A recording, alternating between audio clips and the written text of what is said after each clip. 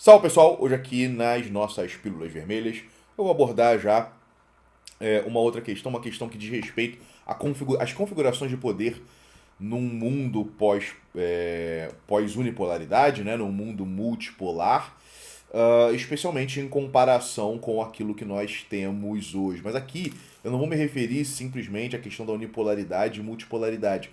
Na verdade, o foco do tema aqui é a ONU, né? A ONU, sua precursora, a Liga das Nações, e se vai continuar existindo uma ONU num mundo multipolar.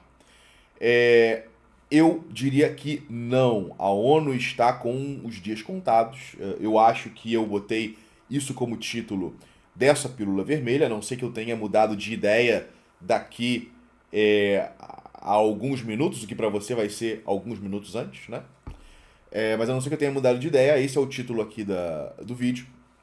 Não vai existir a ONU. Em primeiro lugar, e olha só, cara, aqui eu tô falando para além de qualquer que seja o discurso oficial entre os países que, né, são os capitães aí da defesa da multipolaridade. Eu não me importo qual que é o discurso oficial. Eu, como analista geopolítico, eu não penso a partir dos discursos oficiais, né, e sim das linhas de força, muitas vezes subterrâneas, né, que vão aí desdobrando os eventos, que vão é, provocando determinados fenômenos e determinadas reações. Então não venham me dizer, não, mas o Putin falou que, o Xi Jinping falou que.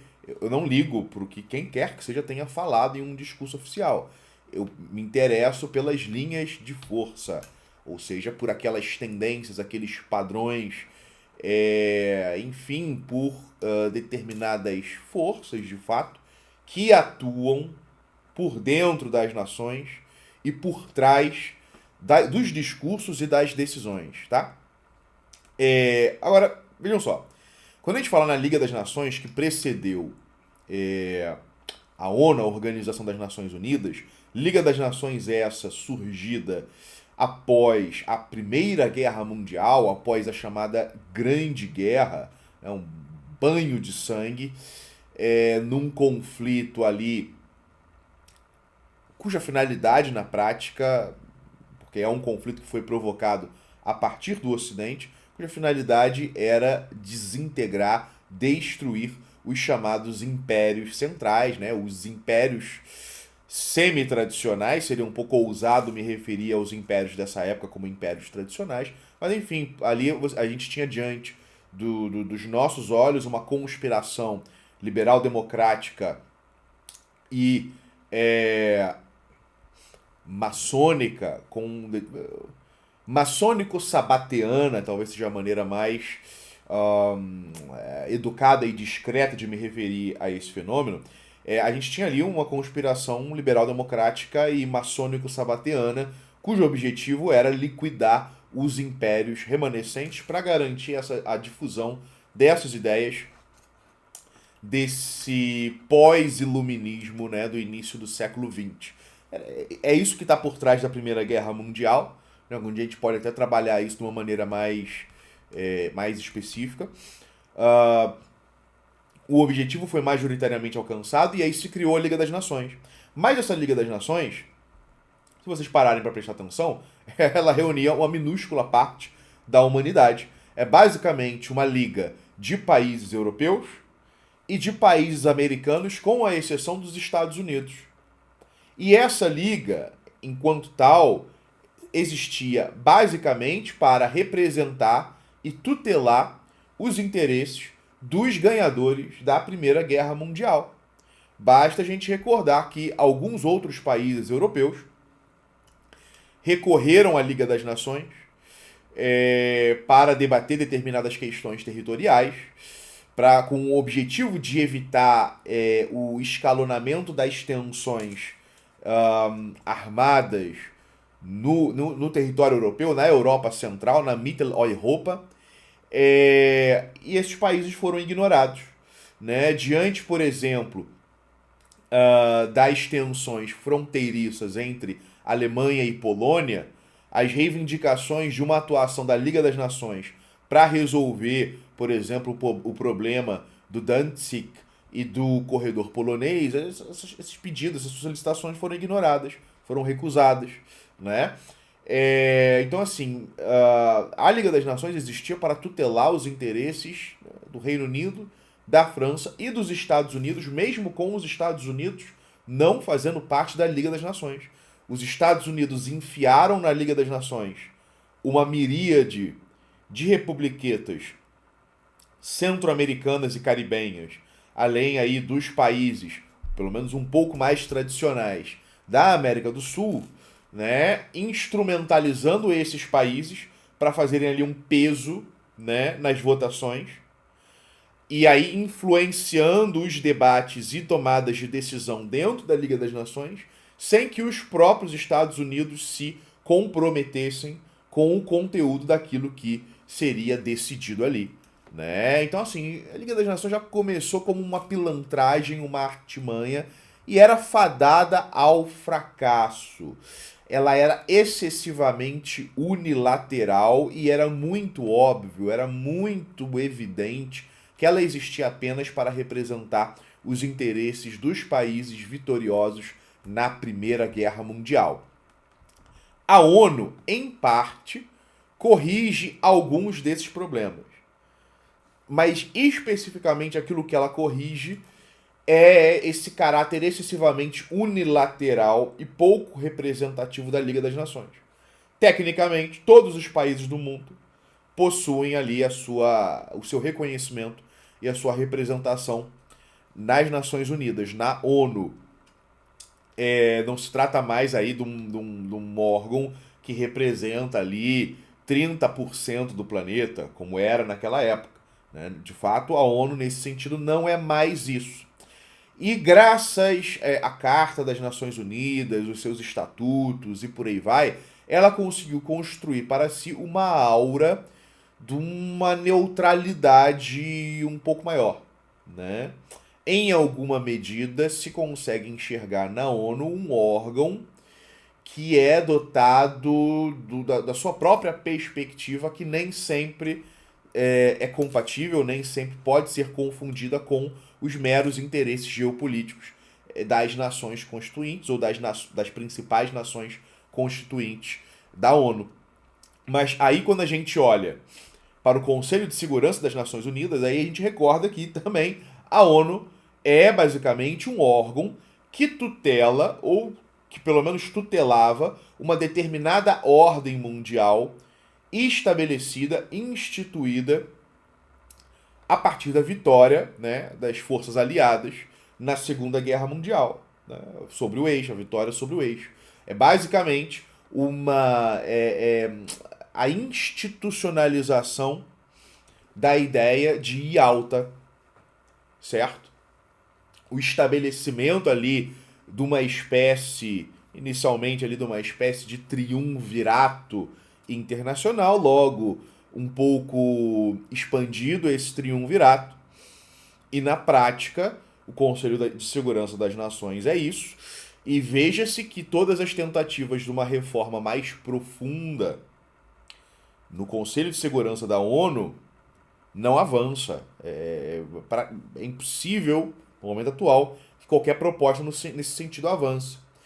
E é mais do que um desejo de excluir o Brasil, que existe, esse desejo existe.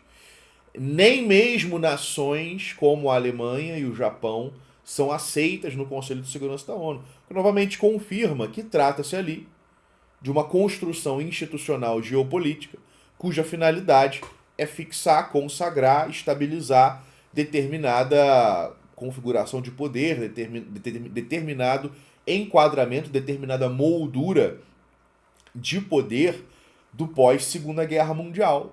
Não se aceita a Alemanha ou o Japão porque eles eram os inimigos. Eles são os inimigos que foram batidos na Segunda Guerra Mundial. Né? E apesar do colapso da Guerra Fria, o máximo que a gente pode dizer é que houve uma certa revisão da ONU e dos mecanismos de governança mundial, de governança internacional, sem que se abalasse realmente as estruturas desse mecanismo de poder. E aí é interessante, e fundamental, na verdade, para entender esse processo dialético da ONU e da governança mundial e para onde ele aponta no futuro, a gente tem que recordar que quando a ONU surge, ela surge em alguma medida, primariamente, além de para o fim de banir a guerra, né, de excluir a guerra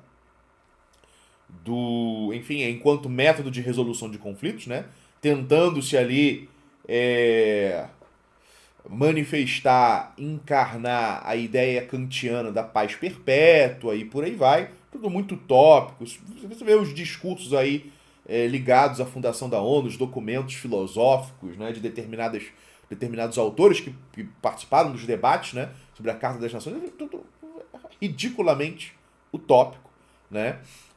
O fedor de iluminismo, né, queima as nossas narinas. Então tem tudo isso ali. Então, além desse objetivo, né, de configurar ali a paz perpétua, de banir a guerra, associado a isso está um objetivo de entregar para a ONU o monopólio sobre o controle e uso das armas nucleares.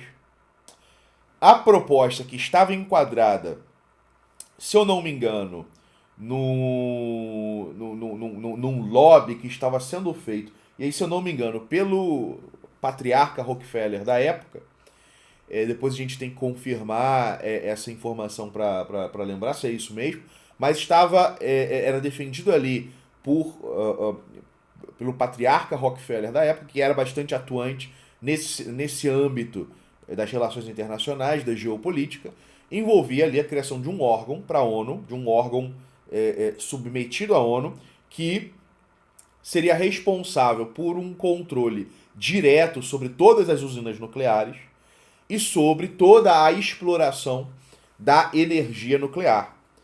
E pretendia-se que os países que, porventura, tivessem armas nucleares, o que naquele momento era, pelo menos de uma maneira pública, era praticamente os Estados Unidos, mas já existiam boatos aí sobre, por exemplo, o desenvolvimento de armas nucleares pela União Soviética e por aí vai.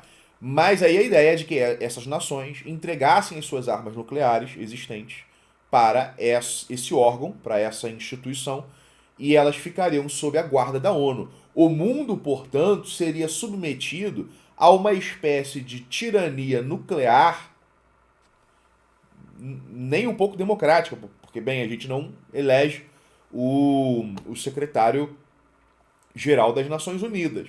Seria ali, basicamente, a constituição de uma espécie de tecnocracia oligárquica internacional que teria um monopólio das armas nucleares, e aí já se viu o que poderia acontecer, por exemplo, com algum país que decidisse rejeitar a Carta das Nações Unidas, abandonar a ideologia dos direitos humanos, romper com a ONU e por aí vai, né?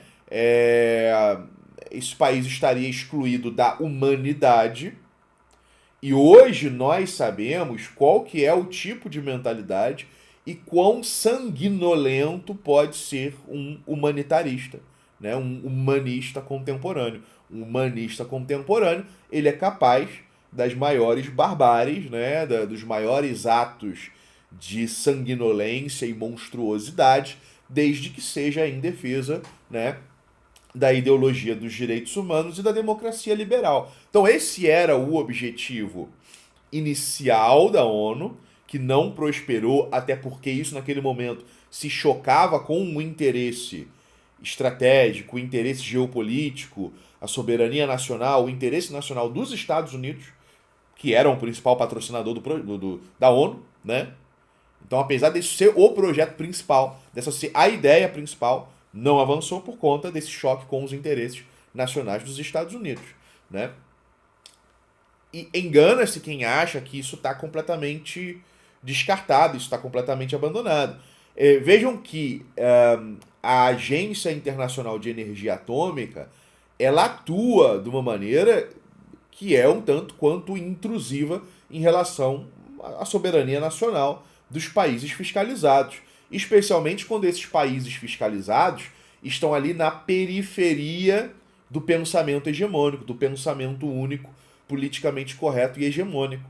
Né? Os países que, mesmo pertencendo à ONU, mesmo aderindo a determinados compromissos dessa governança mundial, por motivos axiológicos ou quaisquer sejam, estão ali nas bordas dessa ordem, como o Irã, são submetidos a um nível de supervisão e tutela por parte dessa agência que é muito maior e é muito mais draconiano do que a maneira como essa agência lida com uma França da vida, um Estados Unidos e por aí vai, né? Então, isso também é bastante evidente. E aí, esses debates que existem hoje e em muitos casos são promovidos pelo próprio presidente Lula no sentido de dar uma maior capacidade executiva para as Nações Unidas, né? Reduzir a possibilidade das nações membros contrariarem diretrizes emanadas da ONU e de órgãos vinculados à ONU, como a OMS. Isso aí é precisamente a busca por restaurar, em alguma medida, mesmo que a partir de outros ângulos, de outros vieses, essa ideia original da ONU, como não apenas ali um órgão de debate multilateral, né? Ou seja, a ideia do debate multilateral como fundamento de uma governança mundial, e sim a ideia original da ONU como efetivamente um governo mundial. Né? Existem esses projetos. Ano passado ou retrasado, houve ali a atualização da Agenda 2030 para a Agenda 2050, né? E ela inclui no seu conteúdo precisamente a busca por aumentar o poder executivo da Secretaria-Geral das Nações Unidas e reduzir, né, a margem de discordância das nações membros. A Rússia, a China, o Irã, a Venezuela, a Coreia do Norte, etc, etc. Todos esses países típicos, em alguma medida, votaram contra ou se abstiveram. Né? Alguns se abstiveram, outros. A Rússia votou contra, se não me engano, a China, eu não lembro se votou contra ou se foi pela abstenção. Mas esses países, os seus países aliados, né, Belarus, etc., outros países aliados desses países, se opuseram sobre a alegação de que essa Agenda 2050 aparentava atentar contra as soberanias nacionais dos países membros, certo? E isso já é uma mensagem, por assim dizer, do porquê que eu posso afirmar com uma certa tranquilidade que a ONU vai deixar de existir numa eventual ordem multipolar. A ONU tal como a conhecemos, pelo menos, né? Pode ser que exista um órgão chamado ONU, e pode ser que esse órgão chamado ONU exista sem ali solução de continuidade no âmbito formal e institucional em relação ao órgão anterior do mesmo nome, ONU, tá? Mas quando eu digo que a ONU vai deixar de existir, é essa ideia da ONU como esse órgão, tanto como esse projeto de um governo mundial, porque isso está na contramão da ideia de multipolaridade, quanto a ONU enquanto esse próprio órgão que existe hoje em dia para o fim de debate multilateral entre todas as nações. Essa ONU também está com os seus dias contados. Por quê? Porque os países, mesmo com a eventual superação da geopolítica da força, porque a geopolítica da força ela se sobrepõe, ela triunfa, ela se impõe nas fases de transição geopolítica, mas eventualmente o período de exceção, né, o período de emergência, de exceção, de caos, é sucedido por um período normativo, né? Isso me parece bastante óbvio, isso se dá tanto num nível nacional quanto no que concerne essa análise da sucessão de eras geopolíticas, de ordens geopolíticas. Então, quando a gente leva isso em consideração, a gente chega à conclusão de que a continuação da ONU, tal como ela existe hoje, é inviável. Né? É absolutamente inviável, porque as nações, ah, mesmo após a sua. Exatamente onde eu parei. Mesmo após a sua superação de uma geopolítica da força, vão preferir se articular principalmente nos limites do seu entorno geoestratégico. Né? Caso haja de fato um advento da multipolaridade, especialmente de uma multipolaridade nos termos do guineanos, a Rússia vai estar cada vez mais concentrada na Eurásia, a China ali no leste e sudeste asiático, a Índia, né, ali no seu entorno índico propriamente, enfim, o Brasil na América do Sul ou América Latina. A gente vai ter plataformas internacionais, mas a probabilidade, por exemplo, de uma intervenção armada acontecer do outro lado do mundo, envolvendo tropas de Vanuatu, Somália e Uruguai, porque houve uma decisão na ONU, a probabilidade desse tipo de arranjo vai diminuir bastante, bem como a disposição das nações para se submeterem às diretrizes de um órgão internacional desse tipo. Muito mais coisa vai ser bilateral e regional, né? Cúpulas, órgãos semelhantes à ONU, mas no âmbito regional, né?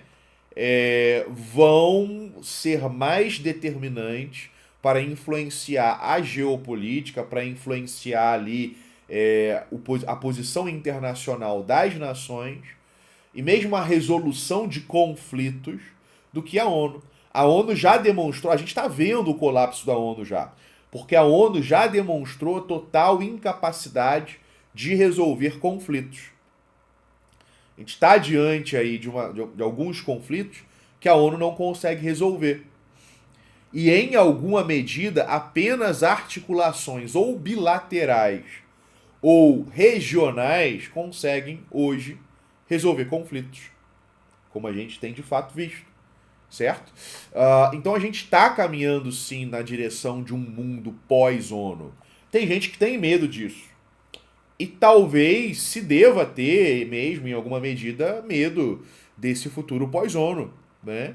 Não é o mundo multipolar, a ordem multipolar, não é um mundo de paz, não é a realização da paz perpétua kantiana. E é necessário que o Brasil acorde para isso, porque, especialmente no momento atual, mas ainda assim num período normativo de uma ordem multipolar, a força bruta, né, o poder militar, o poder bélico, vai contar muito mais num futuro multipolar até do que já conta hoje. Né? Então essa aí é a pílula vermelha de hoje em relação à configuração, né, do cenário internacional, do mundo pós-unipolar e por aí vai. E é isso aí. Até a próxima.